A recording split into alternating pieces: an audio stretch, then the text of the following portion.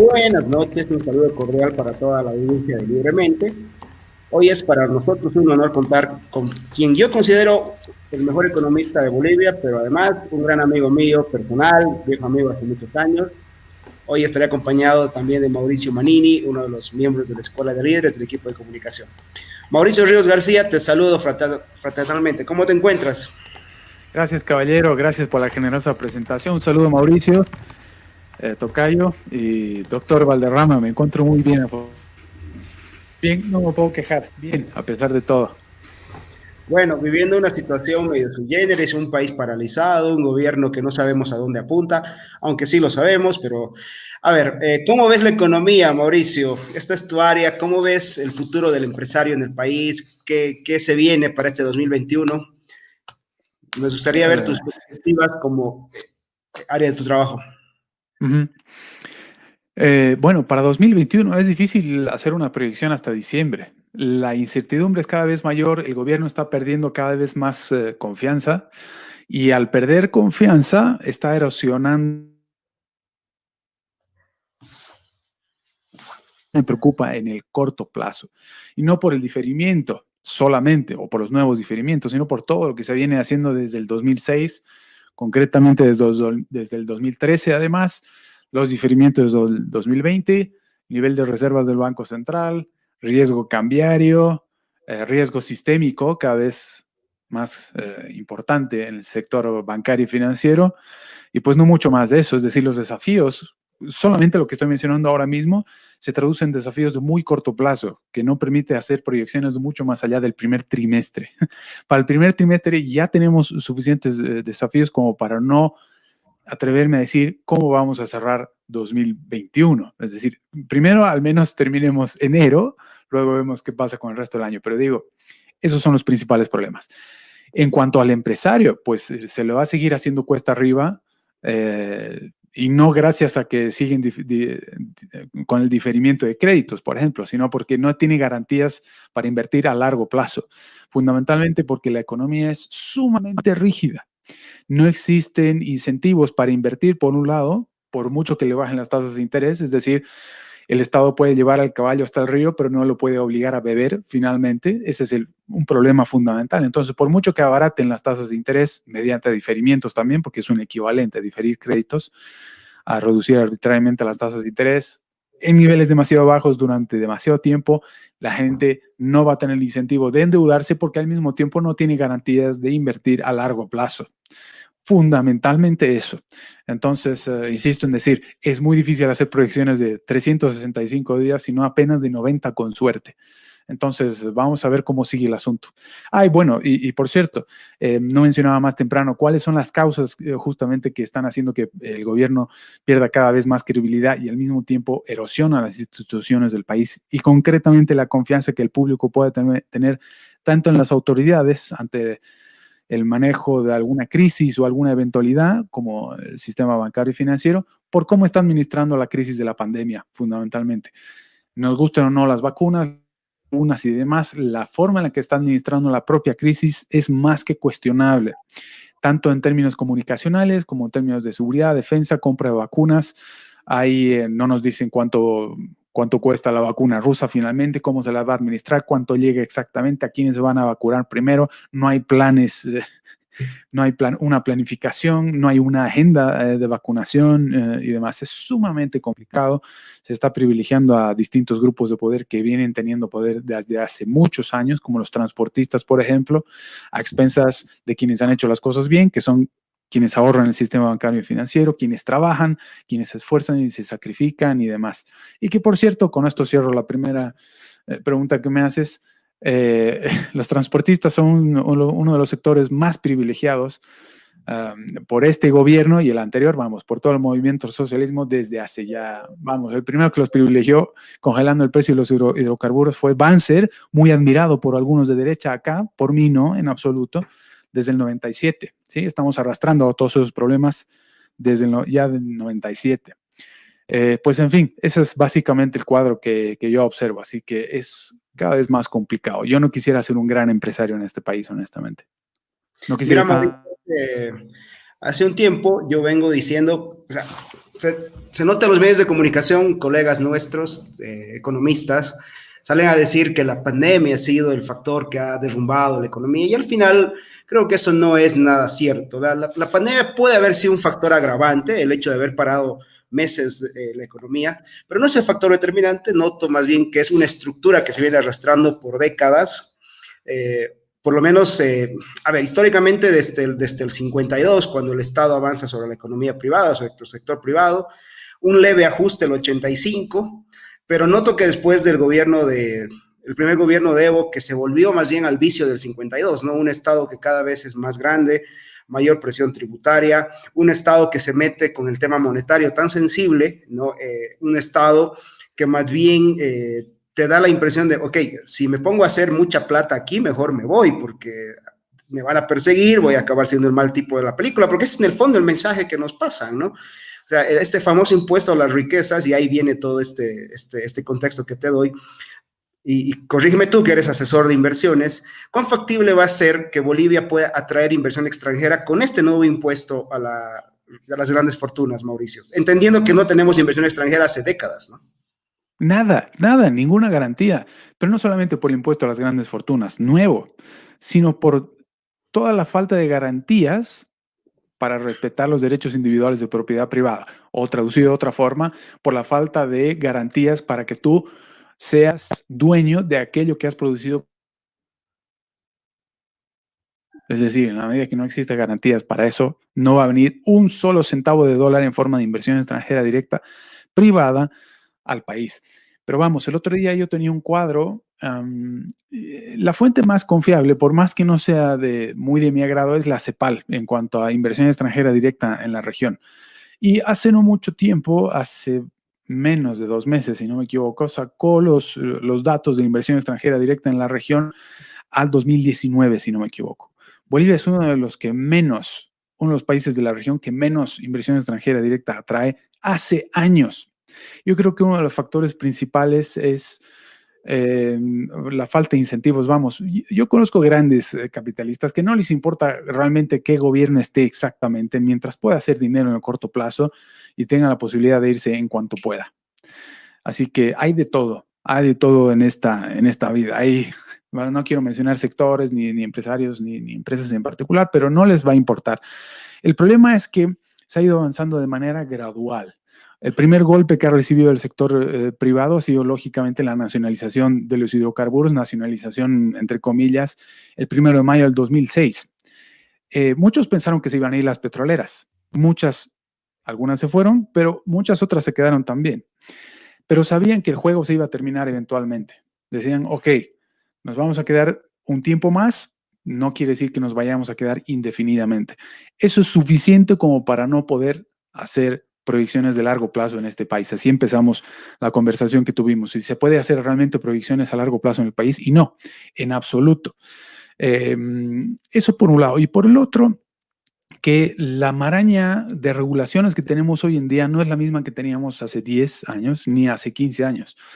Han ido avanzando gradualmente. Vamos, es el mismo cuento de toda la vida de la rana en el agua hirviendo. Si la pones en el agua fría y la vas calentando gradualmente, probablemente la rana no salte porque no siente el calor de manera inmediata. Si la pones al agua ya hirviendo, va a saltar de inmediato. Es muy similar la analogía. Pues eso es lo que pretenden todos estos gobiernos y lo mismo que está sucediendo con Arce Catacora también. Vamos, ¿quién mejor que Arce Catacora sabe cómo funcionan las cosas, sobre todo en materia económica en este país? Porque es él uno de los creadores, junto con Carlos Villegas, del modelo económico, social, comunitario, productivo boliviano. Entonces, no le interesa, en todo caso, que lleguen las inversiones en el país porque realmente cree en la sustitución de importaciones. El modelo cepalino marxista, keynesiano marxista de la CEPAL y Raúl Prebisch de los 50, 60 y 70 que terminaron en la famosa década perdida de los años 80 de América Latina, donde Bolivia, curiosamente, tuvo el capítulo de hiperinflación más intenso que hubo en toda América Latina. Tuvimos una hiperinflación del 23.500% anual. Nadie nos había ganado hasta ese momento. Y es más, hemos sido una de las primeras 6 hiperinflaciones en la historia de la humanidad hasta ese momento, 23.500% anual. Yo me acuerdo, Jeffrey Sachs, que tampoco es santo mi devoción, decía que cuando llegó al país para ayudar con este tema, si en los siguientes 3 meses no se intervenía en la economía en el buen sentido de la palabra, con el 21.060, muy probablemente luego de agosto y hasta casi diciembre la hiperinflación iba a alcanzar un nivel del 60.000% anual, ¿sí? Yo no estoy diciendo que ahora mismo las medidas que se están implementando terminen nuevamente en hiperinflación, pero sí en una crisis de magnitud e intensidad comparables, absolutamente, eso no me cabe la menor duda. Va a suceder en Carnaval, en marzo, para San Juan a mediados de año, o en diciembre, o en 2032, no tengo la menor idea. Solo sé que vamos hacia allá y que no estamos haciendo nada para que así no sea. Ahí va, Mauricio. Mira, noto algo muy serio en el país y es que estamos yendo en el camino hacia el infierno. Cuándo llegaremos no se sabe, pero vamos en ese camino. Fíjate, yo te tiro un dato y era lo que habíamos visto hace un ratito. Después del 2006, la inversión extranjera en Bolivia fue cero, técnicamente. O sea, no vino nadie. Después del gran asalto que hizo el Estado a las petroleras, no vino nadie. Se quedaron algunas, como dices bien, el resto no vino nadie. O sea, básicamente no existimos en el plano internacional. Y ahí viene la siguiente. Durante años, especialmente después del 2013, no sé si te ha pasado a ti, que cuando el 2013 se nos vendió el milagro boliviano, y yo dije que eso era pura fantasía, que estábamos manipulando datos, que estábamos usando la retórica, casi me piden que me vaya del país. No sé si te pasó a ti, porque tú dijiste algo parecido, pero ahí viene el dato. ¿Cuán factible ha sido este mito del milagro económico boliviano? ¿Ha sido verdad? ¿Ha sido una fantasía? ¿Ha sido pura retórica? Al fin y al cabo, ¿qué ha sido el milagro boliviano? ¿O en realidad ha sido el milagro para el Estado y los funcionarios públicos que han tenido dinero a gastar a manos llenas? Esa pregunta, Mauri. Estoy. Te escucho. Nos caímos. Mira, no te he podido escuchar la última parte de la pregunta. Si me la puedes repetir, por favor, porque he tenido, creo que, un error de conexión. O no sé si tú, no sé honestamente, pero si me puedes repetir, por favor, la última parte de tu pregunta. Bueno, te decía, se nos ha vendido durante varios años el milagro económico boliviano. De hecho, Arce Catacora presumía que las universidades lo habían condecorado, le habían dado un doctor honoris causa. Y cuando yo cuestioné eso, diciendo que era pura fantasía, casi me piden que me vaya del país. No sé si te pasó porque tú dijiste algo parecido también, que era pura fantasía. Ahora, en el fondo, ¿qué fue el milagro económico, entre comillas, el milagro económico boliviano? Ah, bueno, ok, sí. Muy buena pregunta y es parte de lo que... No, me mandaron unas cartas, pero nunca he recibido realmente amenazas, nunca he tenido problemas, honestamente, por decir lo que he dicho. Quienes paradójicamente más me han atacado solamente por decir que no iba a votar por su candidato fueron los de Comunidad Ciudadana el año pasado. Y alrededor de una entrevista que tuve en aproximadamente mayo, si no me equivoco, cuando estaban todos los candidatos y demás. Pero bueno, con esto no quiero decir que sean relativamente benignos, no, en absoluto. Pero a ver, vamos a ver al punto. Lo que dije en ese entonces, en 2013 concretamente, fue que este modelo, el que tenemos ahora mismo y que se implementa desde el 1 de mayo del 2006, es un modelo que no funciona ni siquiera con precios del petróleo en $140 el barril. ¿Sí? Que el problema que tiene el país, o concretamente la economía del país, es el modelo propiamente. ¿Sí? ¿Por qué? Para hacerlo fácil. El problema está en que gasta demasiado.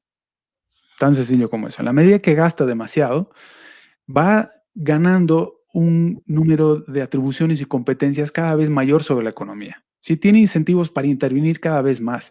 Si son ellos, a través de la nacionalización de los hidrocarburos, que controlan la fuente de ingresos más importante del país, la nacionalizan y al mismo tiempo tienen la capacidad de gastar a manos llenas, yo suelo decir a mano armada, entonces ya tienen el poder. En la medida que van gastando más, van generando, lógicamente, distintos grupos de interés, el toma y daca y demás, van generando una dinámica que nunca se acaba mientras haya plata, ¿sí? Todo esto genera distintas burbujas. Luego traté de ampliar la tesis de la que estoy hablando y dije que lo que había sucedido con la economía de Bolivia se componía de 3 grandes macro burbujas. La primera burbuja es la burbuja estatal, alimentada, como decía, por la capacidad cada vez más grande, en la medida que cotizaba más el precio del petróleo, de gastar. En la medida que gasta, gana mayor número de atribuciones y competencias sobre la economía, va contratando cada vez más gente en el Estado. Cuando llegó Evo Morales al poder en 2005, a fines del 2005, principios del 2006, la cantidad de funcionarios públicos que tenía el aparato público burocrático era de alrededor de 200,000, 250,000. Ahora son alrededor de 550,000, es decir, se ha multiplicado, pero espectacularmente. ¿Estamos mejor hoy luego de 15 años? No, en absoluto. Presumen de que han generado empleo, de que estamos venciendo la pobreza, de que incluso decían que estábamos preparados para ser la próxima potencia continental. Bueno, en fin. La segunda burbuja se alimenta de los mecanismos que tiene el Estado para gastar, es decir, solamente puede gastar introduciendo dinero a través del sistema bancario y financiero. En la medida que el sistema bancario y financiero tenga más recursos, sobre todo del Estado, tiene la posibilidad de reducir las tasas de interés. Eso no está mal necesariamente. El problema está cuando el Estado interviene directamente en las tasas de interés. Antes influía en las tasas de interés para que estén extraordinariamente bajas durante demasiado tiempo. Pero a partir de, sobre todo 2013, justamente que sale la nueva ley de servicios financieros que le permite al Estado, al Banco Central de Bolivia concretamente, o a Hacienda a través del Banco Central, intervenir de manera directa en las tasas de interés. Ellos decían que ya iban a mostrar la metodología mediante la cual iban a decidir cuál era el nivel óptimo de tasas de interés. Nunca lo hicieron, por supuesto. Se sacaron la chistera, el nivel adecuado de las tasas de interés y las dejaron ahí. Así se compone la segunda gran burbuja, que es la del sistema bancario y financiero, además que de la nacionalización monetaria, ¿sí? Por un lado vienen las tasas de interés extraordinariamente bajas, la otra es la nacionalización de la moneda. La nacionalización de la moneda no es como cuando los militares van y toman una de las refinerías para mostrar que están nacionalizando un sector. Funciona de otra manera. Esto funciona induciendo al público a endeudarse por encima de sus capacidades reales de generar riqueza en moneda nacional, es decir, en bolivianos frente a dólares. En la medida que la gente se endeuda más en bolivianos, mayor margen para los gobiernos de hacer política monetaria, ¿sí? De eso se compone básicamente la segunda macro burbuja, que es la financiera. Y la tercera gran macro burbuja, que es la productiva, que está localizada fundamentalmente en el sector privado, debido a que se ha sobreendeudado y ha cometido errores generalizados cualitativos de inversión, invirtiendo allá donde no debía, porque las tasas de interés artificialmente baratas les enviaba una señal de que podían invertir mucho más de lo que se imaginaban en un principio, entonces se lanzaban a realizar proyectos que hoy día están inconclusos, interminados. Me acabo de inventar una palabra. Y esa es justamente la burbuja que explotó en 2013. La desaceleración empieza a mediados del 2013, casi un año antes de que cayeran los precios internacionales de materias primas, que es más o menos a mediados del 2014.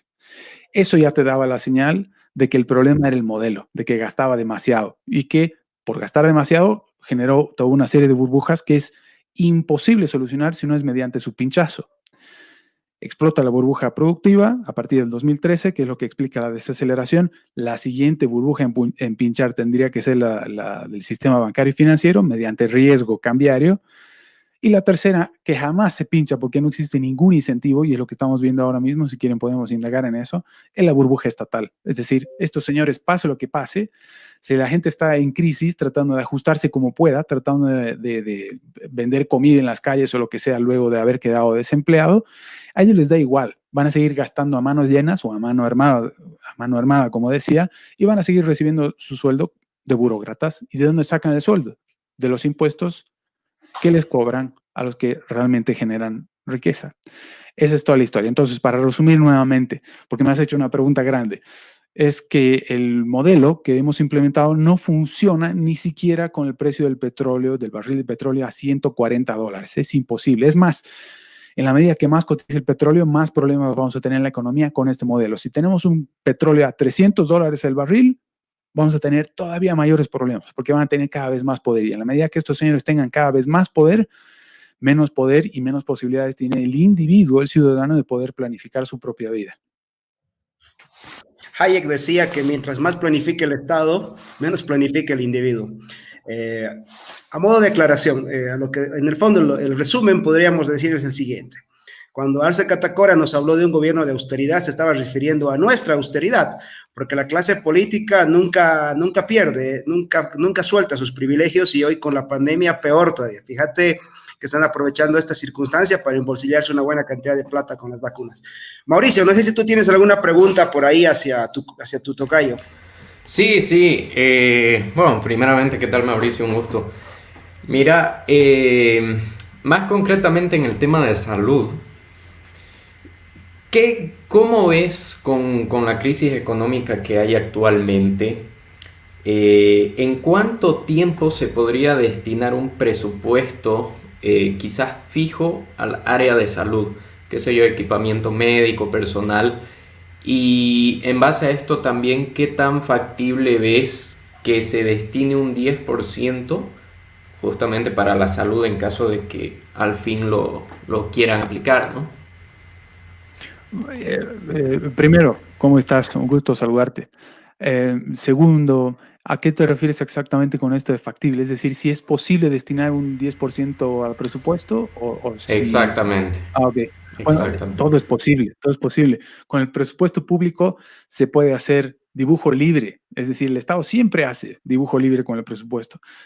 Y realmente es cuestión de voluntad política. De destinar un presupuesto al sector salud depende enteramente de la voluntad política, fundamentalmente de los gobernantes.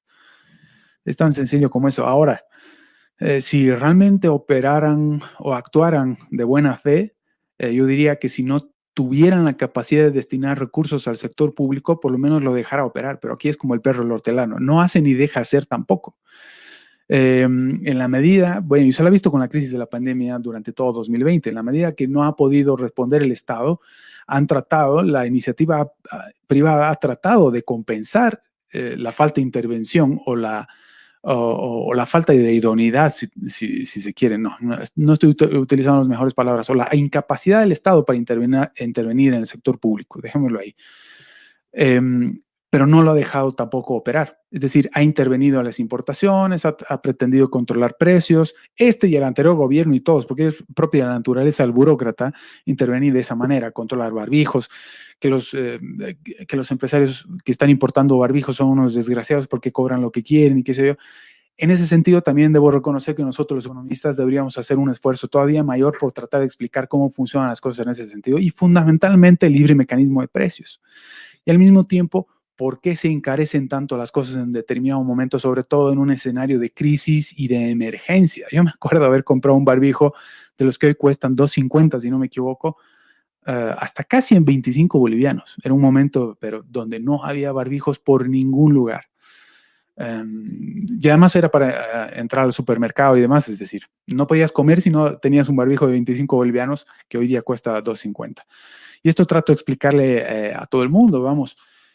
Hoy día, sin que nadie se dé cuenta, hoy no reniega de la misma forma que renegaba hace, por decir algo, 10 meses por el costo de los barbijos. Es decir, ahora, al menos en Cochabamba, donde estoy ahora mismo, hay barbijos en cada esquina de la ciudad y cuestan nada. Los mejores barbijos, supongamos que son los KN95, en determinado momento creo que llegan a 45 bolivianos.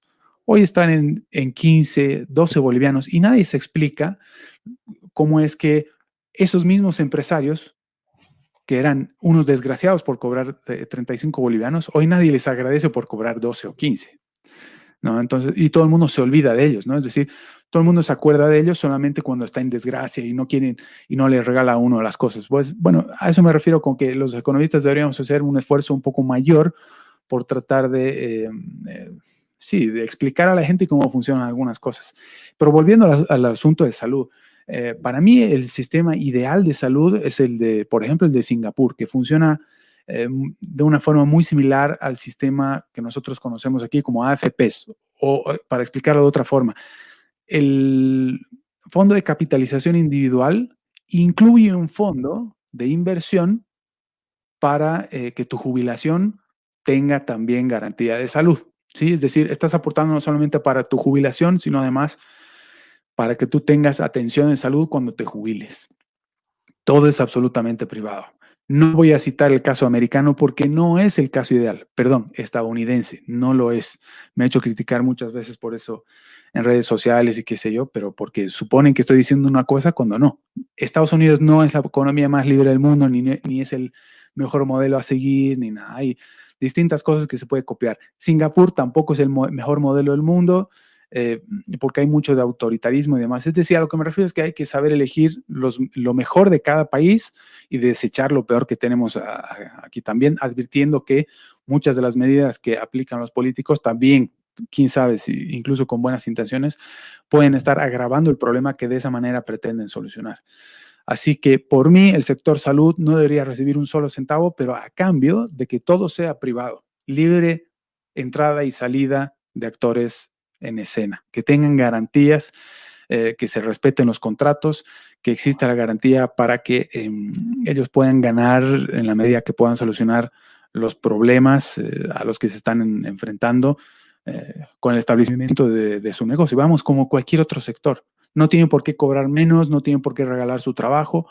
En fin, esto de que la gente diga, los médicos no deberían lucrar con la salud de la gente, que sí que deberían lucrar, porque el que lucren significa que se está estableciendo un mecanismo mediante el cual tanto los ofertantes como demandantes les sirve para identificar y poder establecer una relación de costo-beneficio, ¿sí? A cambio de lo que están recibiendo.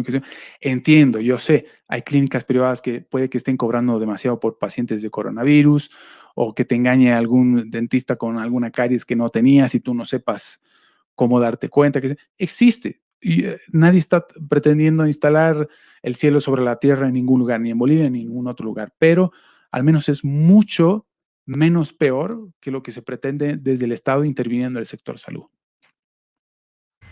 Buenísimo, gracias. Hugo. Micrófono. Está apagado. Ok. Gracias, perdón. Ahí va la siguiente pregunta, ¿no? Tú, al igual que yo, y creo que mucha gente, creemos que la mejor forma de tener la salud básicamente es en manos privadas, ¿no? En primer lugar, y te voy a dar una postura mía, es porque darle la salud al Estado es entregar el activo más preciado a los peores administradores, que son los burócratas, ¿ok? O sea, mi salud y la tuya y la de todos nosotros es un asunto tan preciado que es un error entregárselo al burócrata de turno.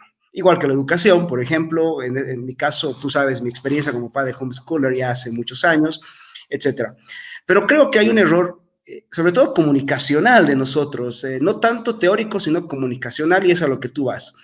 Nosotros decimos la palabra salud privada y nos caen a palos diciendo que estamos defendiendo monopolios de la salud, queremos que los médicos cobren $100,000 por una operación, queremos que se hagan millonarios matando gente.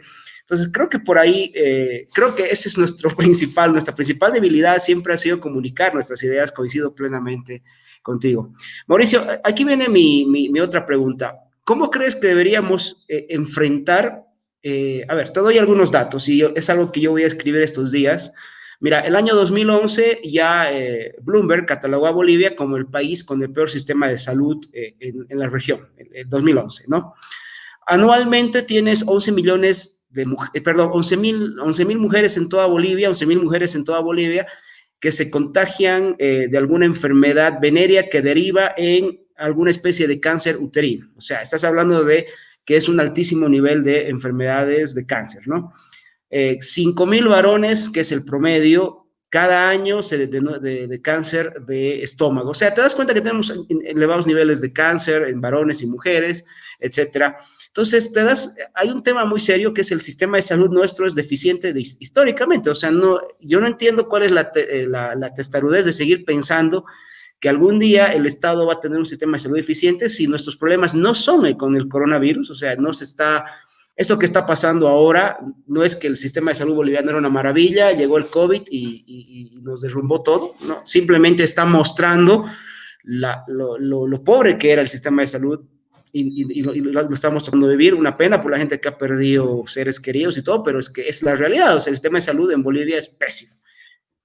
Ahora, Mauri, ¿cómo crees que esto debería, esta es la situación inicial, ¿cómo crees que podría ser un camino post pandemia en el sentido de qué deberían hacer los gobiernos, por ejemplo, para ir mejorando el sistema de salud en manos privadas? ¿Cuál debería ser algún paso 1, 2 o 3, Mauricio?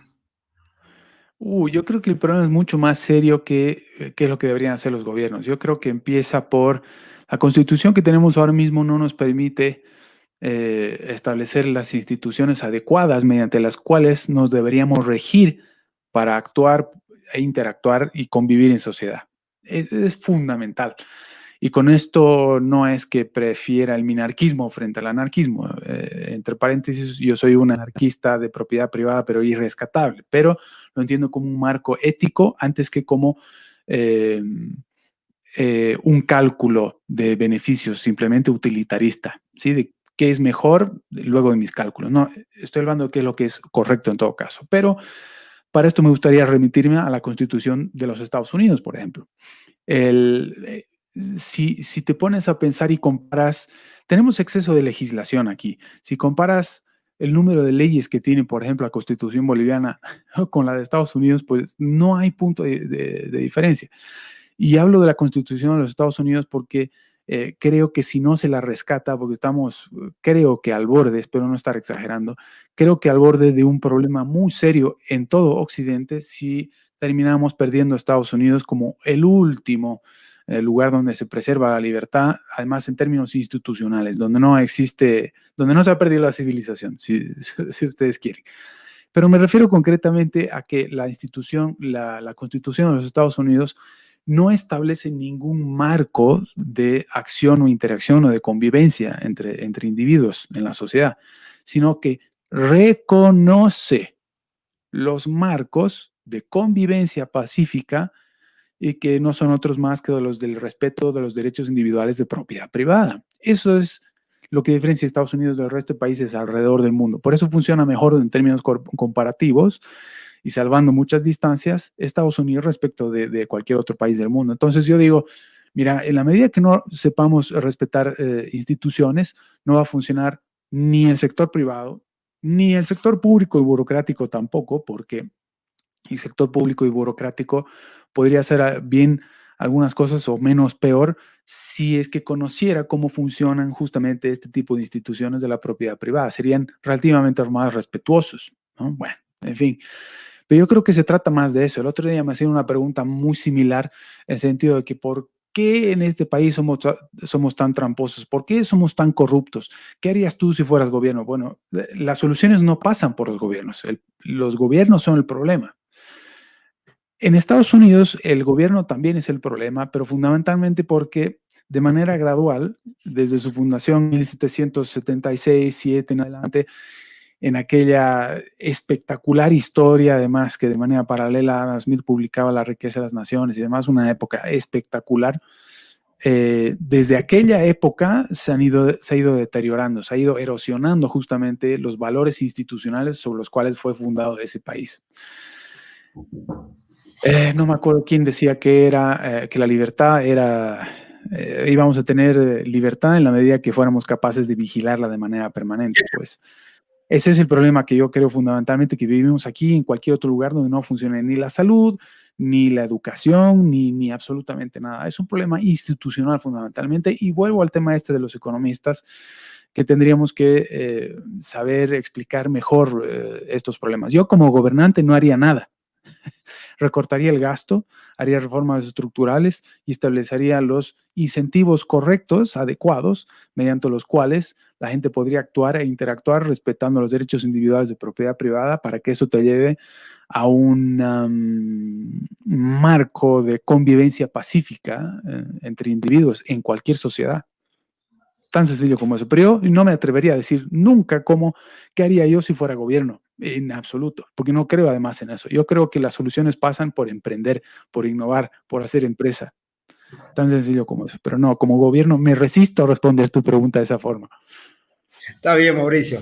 Me gustó cuando salió tu lado medio conservador ahí de la civilización occidental. A ver, a lo que se refería Mauricio, más básicamente es la idea de que una constitución o la idea original de una constitución era precisamente contener el poder del Estado. Paradójicamente, las constituciones latinoamericanas lo que hacen es darle poderes al Estado por sobre asuntos privados como la educación, la salud, la vida, etcétera. El artículo 348, por ejemplo, la Constitución boliviana, establece que el Estado es técnicamente el dueño de la tierra, ¿no? Cuando él habla de las propiedades comunes. El artículo 77, por ejemplo, y esta es una cosa que a mí como papá me preocupa, convierte al Estado en el educador de los hijos. O sea, los hijos no son de los padres, no se crían en la familia, sino que son criados por el Estado. O sea, es un ente abstracto que está en todo lado y al mismo tiempo en ninguna parte, ¿no? Que básicamente es criado por el burócrata. Es decir, o sea, nuestras constituciones, a lo que Mauricio se refería, es que nuestras constituciones no contienen nada, sino más bien agrandan el poder del Estado. Había un constitucionalista, no sé si era liberal, la verdad que no sé su inclinación, que es Karl Lowenstein, un alemán, y él decía que hay constituciones verdaderas y constituciones aparentes. Una constitución verdadera es aquella que limita al gobernante, y una constitución aparente, y él llamaba aparente porque en realidad una constitución falsa es el que le agranda el poder al gobernante. Creo que estamos viendo eso. Nosotros vivimos en constituciones aparentes porque básicamente el Estado es nuestro dueño, lo que decía Mauricio, no podemos tener relaciones de convivencia pacíficas porque el Estado nos dice cómo comerciar, en qué moneda, cómo criar a nuestros hijos, dónde poner el dinero, y paulatinamente, y lo que decía Mauricio, ¿no? Así como el exceso de moneda o el exceso de imprimir moneda destruye su valor, el exceso de legislación pervierte la justicia, ¿no? No sé si tienes alguna otra pregunta, Mauricio, Manino. Perdón, un ratito, por favor, Mauricio. Quería aclarar sobre esto de la civilización occidental. No quiero dar la impresión de que la civilización occidental es, de que tengo una visión monolítica sobre la civilización occidental.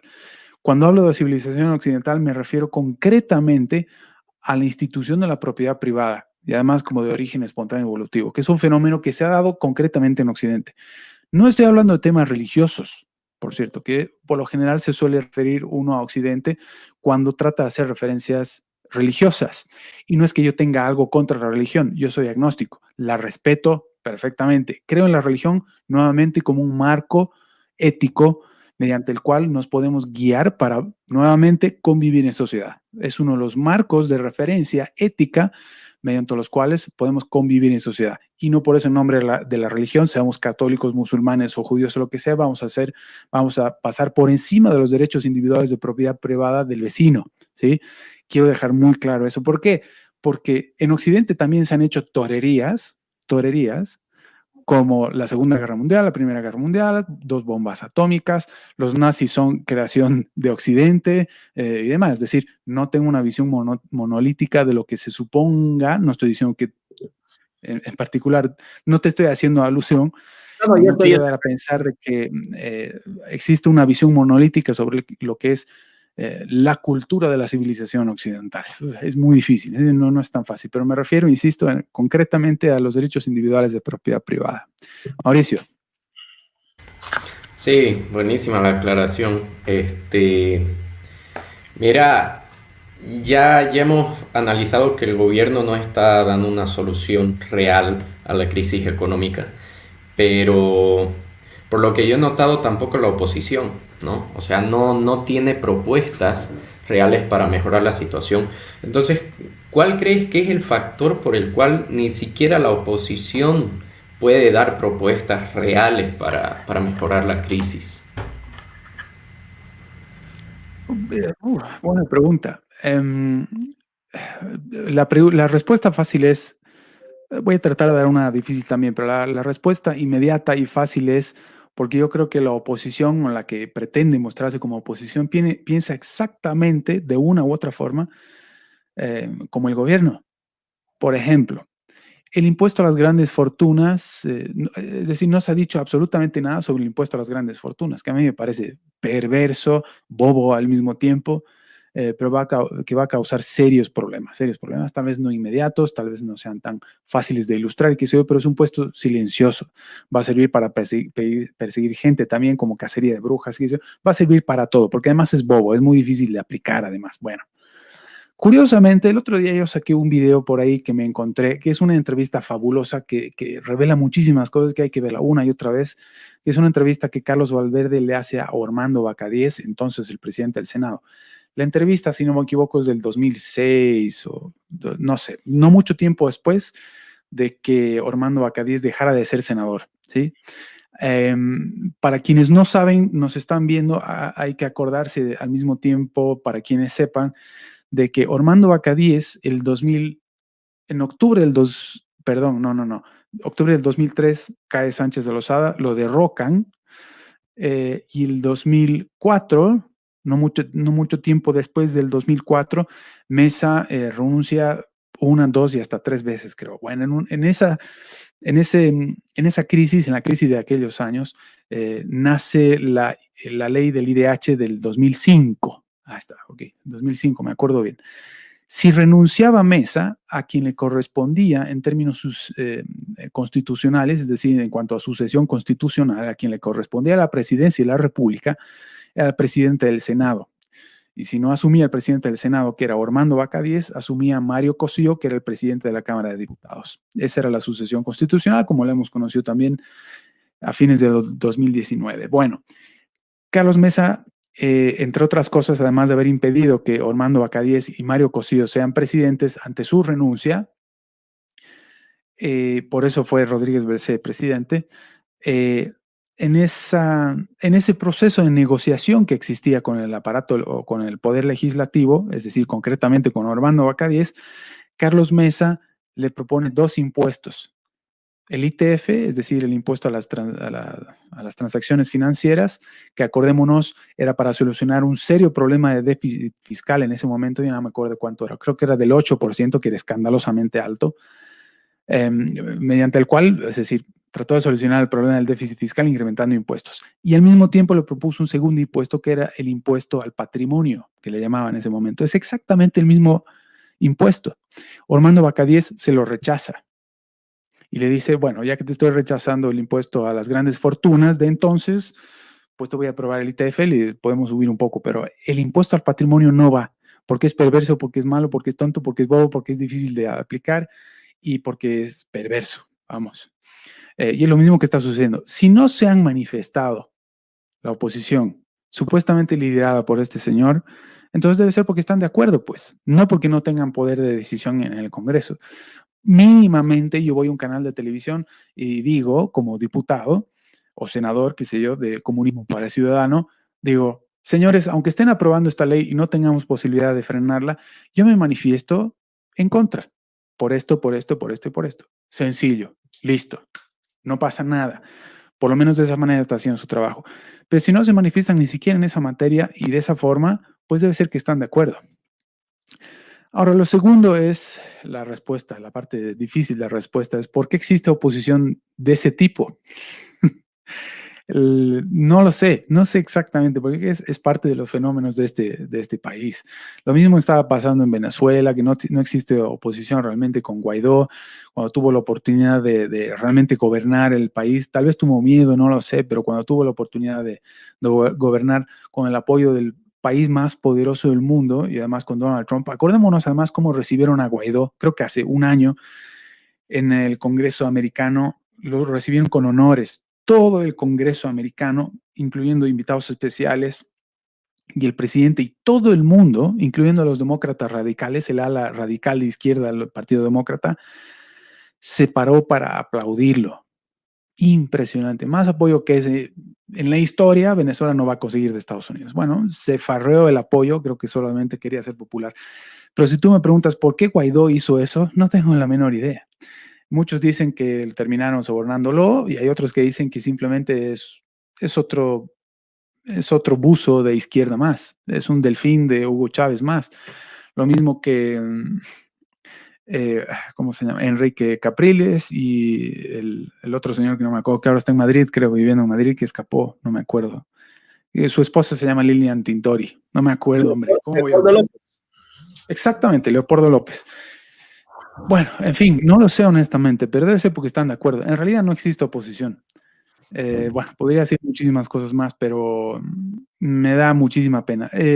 Si uno ve el Twitter, por ejemplo, de Carlos Mesa, uno se va a dar cuenta que está más ocupado del fútbol y de Always Ready que de lo que está aconteciendo en el país, que es gravísimo. Estamos enfrentando una de las peores crisis que hemos tenido nunca y el hombre está pendiente de qué es lo que pasa con Always Ready y escribe en su blog y escribe columnas sobre fútbol y demás. Me parece una vergüenza. Bueno, tenemos una oposición impresentable. Y por cierto, también debo criticar a Camacho. Camacho tampoco se ha pronunciado sobre el asunto. Tal vez la diferencia sea que él sí es candidato, creo que a la gobernación de Santa Cruz, ¿verdad? O a la alcaldía, ya no me acuerdo, pero el tema es que es candidato y dicen que en la medida que, que hables de cosas negativas, nadie va a votar por ti. Tal vez sea por eso o porque no sabe sobre la materia. Camacho, por cierto, en términos económicos, de economía no sabe absolutamente nada. Sabe tanto o menos que Carlos Mesa sobre economía. Cuando le hicieron una pregunta sobre si devaluaría o no, si habría una devaluación cambiaria con él como gobierno, respondió realmente, bueno, verdaderamente mal. No tengo simpatía por ninguno de los dos, lo lamento mucho, tengo incluso amigos que trabajan con ellos y demás, en uno y otro partido, pero lamento mucho, tengo que decir la verdad, si yo hiciera política tendría limitaciones para decir la verdad y por tanto no podría generar valor con lo que hago, así que deberán entender también que debe haber gente como yo, como ustedes, que tenemos que cuestionarlos, que para eso estamos, que somos ciudadanos y que no podemos no hacerlo. A ver, Claro, claro.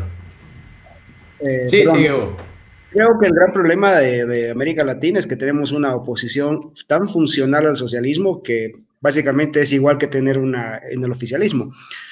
Antes de extra cámaras, no, me lo decías también en plena entrevista, los ataques furiosos que has recibido de parte de la gente de Comunidad Ciudadana, y te puedo asegurar que no fuiste el único, ¿no? Eh, Mi amigo Emilio Martínez, que bueno, también es amigo tuyo, el autor del Ciudadano X, me decía algo, ¿no? En el masismo, que están saliendo del complejo de Mesías, ¿no? Medio, porque ya le tiraron un sillazo también por ahí, pero que en el mesismo ese complejo está en el punto más alto. Puede pasar por ese lado. Y coincido contigo, en Bolivia no hay oposición, nadie hasta ahora ha hablado de este tema tan serio como es el asunto de, oye, estamos creando una ley que va a acabar tratando desigual a los bolivianos, o sea, si tú tienes más plata, vas a ser tratado de diferente manera ante el Estado que si no la tuvieras. Y, oye, en un gobierno que te vende el discurso de la antidiscriminación, estás creando la peor de las discriminaciones, que es la desigualdad ante la ley. Creo que esos temas no se los ha tocado. Mauricio, tengo una pregunta que me la hacen vía inbox. Creo que ya te has cansado de responder esa, pero perdón, te la tengo que pasar. ¿Cómo ves el futuro del tipo de cambio? Antes de responder esa, ¿sabes qué creo sobre la oposición nuevamente? Yo creo que Carlos Mesa y Comunidad Ciudadana están donde están porque así lo ha decidido el movimiento al socialismo. Desde un principio, eligió su enemigo ideal, que no es realmente su enemigo. Acordémonos cuando empieza la candidatura de Mesa. Fue al día siguiente o a los 2 días, creo, sin exagerar, de que perdimos groseramente en La Haya. Perdimos el mar por segunda vez, teniendo a los mayores expertos que nunca había tenido, entre ellos Carlos Mesa, sobre cómo debía ser la demanda ante La Haya, sobre la demanda marítima contra Chile ante La Haya. Perdimos groseramente 11-2, creo, alguna cosa así, ya ni me acuerdo. Y al día siguiente lo hicieron candidato. Luego de haber dicho también que nunca iba a ser, nunca tuvo partido. Si realmente fuera oposición, hubiera armado su partido desde que dejó de ser presidente en 2004, 2005, y hoy día realmente sería oposición, pero nunca lo hizo. No tiene doctrina firme en ese sentido.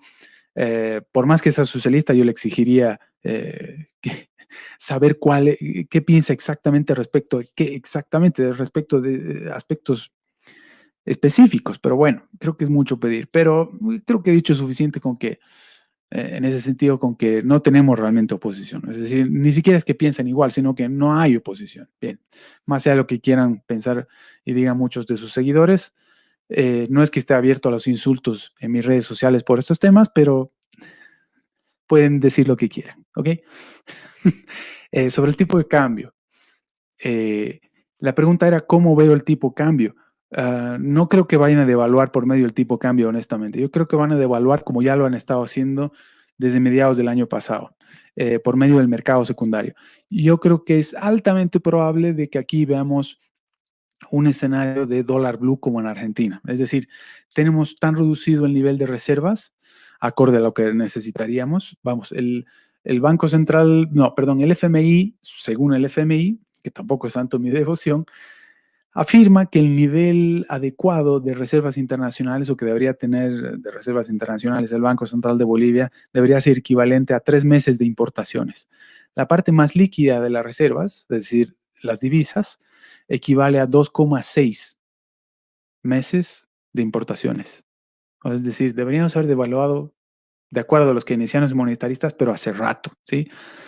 Pero a ver, viniendo la pregunta de un liberal, muchos liberales se quedan así confundidos, ¿no es cierto? Dicen, hombre, si tú fueras liberal, yo creo que deberías estar defendiendo la idea, así como lo hacía Milton Friedman, de un tipo de cambio flexible. Yo digo, ese es justamente uno de los errores más grandes, si no el error más grande que cometió Milton Friedman.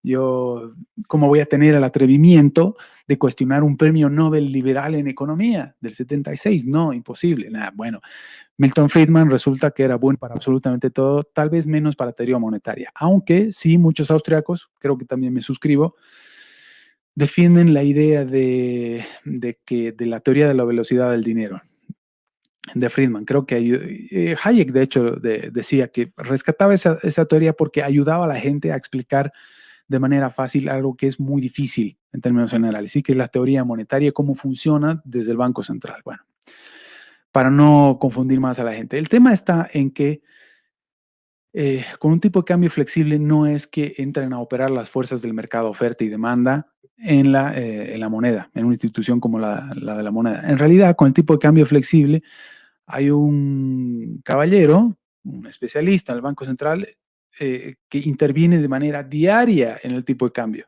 Todos los días dice cuánto tiene que ser el tipo de cambio. No es que sea flotante porque intervienen en él las fuerzas del mercado, que está flotando ahí de manera espontánea, no.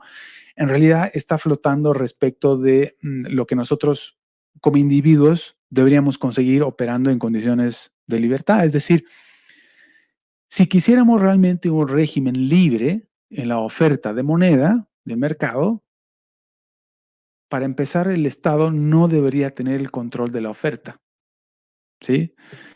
Ahora mismo, teniendo tipo de cambio fijo, eh, es un símil muy similar, valga la redundancia, a una dolarización como la del Ecuador. Con tipo de cambio fijo no existe, o al menos el margen de maniobra de los bancos centrales es muy reducido. Eso es lo que yo defiendo, que mientras menos intervengan, ya que van a intervenir, que lo hagan lo menos posible. Si efectivamente el tipo de cambio está demasiado apreciado y es cada vez más complicado sostenerlo, sobre todo para los exportadores. Ok, devaluarlo no es la solución, agrava el problema, hace que las exportaciones sean todavía más caras. Mientras la inflación no hace efecto a consecuencia de una devaluación cambiaria, los exportadores van a decir, ¿ves? El problema era el tipo de cambio demasiado elevado, ahora estamos exportando como nunca. No, mentira. Una vez que hace efecto, una vez que impacta en la economía la inflación a consecuencia de la devaluación cambiaria, se les encarece los costos de producción a ellos también. Es decir, contratar personal, materia prima y demás. Todo se les encarece de la misma forma que a todos los demás. Entonces, si quisiéramos tener un régimen de cambio libre para no hacerlo complicado, tendríamos que mínimamente, no sé, dejar operar Bitcoin o tal vez volver al patrón clásico. No sé, no tengo la respuesta. La Escuela Austríaca de Economía tampoco la tiene, aunque sí, hay que reconocer, son los que más han avanzado en términos teóricos, que es como debe ser, respecto a cuál podría ser el régimen ideal que proveería el mercado.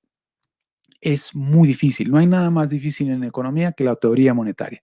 Sin embargo, en la Escuela Austríaca de Economía, la más avanzada, la más sólida, e incluso hay muchos economistas que empezaron con el desarrollo de teoría monetaria siendo austriacos y eventualmente terminaron diciendo, miren, la Escuela Austríaca ya se quedó atrás para mí, yo he avanzado en esta materia, ni siquiera me declaro austriaco, pero sí que la teoría monetaria estaría pendiente de todas las escuelas, absolutamente todas las escuelas, y es lo más duro.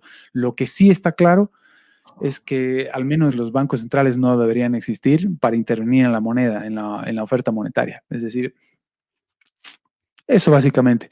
Creo que he tratado de unir lo que es coyuntura con teoría monetaria y para no hacerlo complicado. Yo tengo una acotación pequeña a la tuya.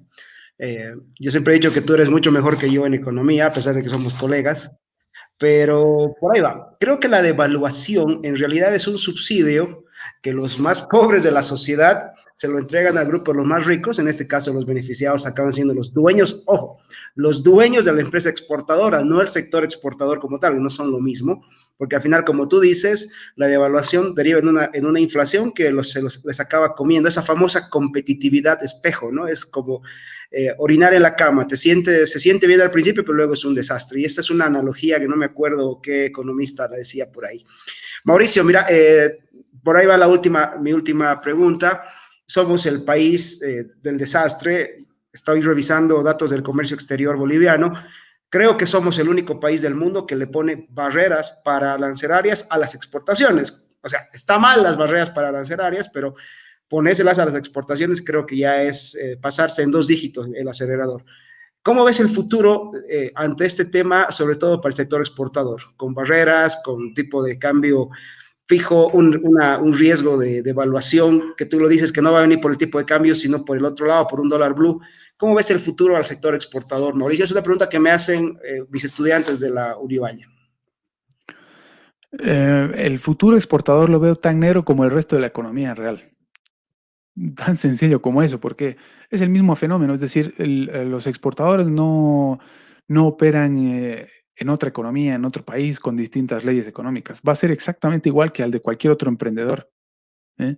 Ahora, no estoy hablando en particular sobre cómo va a ser en tiempos de pandemia y al mismo tiempo de cuarentenas rígidas, forzosas, masivas y demás. Ahí, lógicamente, están obstruyendo el comercio, están cerrando espacio aéreo, nuevamente estamos volviendo a los confinamientos, los hoteles siguen cerrados. Qué sé yo, es decir, el turismo es el primer afectado, las líneas aéreas, sobre todo las comerciales, afectadas y demás, ahí no cabe duda. Pero en términos generales, si no hubiera pandemia, digo lo que decía en un principio, los exportadores van a sufrir de la misma forma que cualquier otro sector en la economía, a no ser que seas amigote del régimen. Si eres amigote del régimen, te va a ir bárbaro, como siempre. Pero la idea es hacer empresa, no hacer plata necesariamente. Es decir, la idea es hacer lo correcto y no lo que simplemente me conviene, porque a nombre de lo que simplemente me conviene, es decir, haciendo cálculos utilitaristas, no nos vamos a diferenciar en absoluto, que es lo que más criticamos de regímenes como el cubano, el venezolano, el norcoreano y demás. Por cierto, el tema de las exportaciones. En todo el mundo se intervienen las exportaciones. Tal vez en lugares como justamente Singapur, Nueva Zelanda y demás, probablemente se las intervenga menos, probablemente se las interviene menos en esas economías, pero fíjate lo que ha hecho Donald Trump. Una de las peores cosas que ha hecho, entiendo que no ha sido como política comercial necesariamente, sino como parte de una política de seguridad en medio de una nueva guerra fría con la China. Las barreras, las cuotas de exportación, el proteccionismo y demás ha terminado.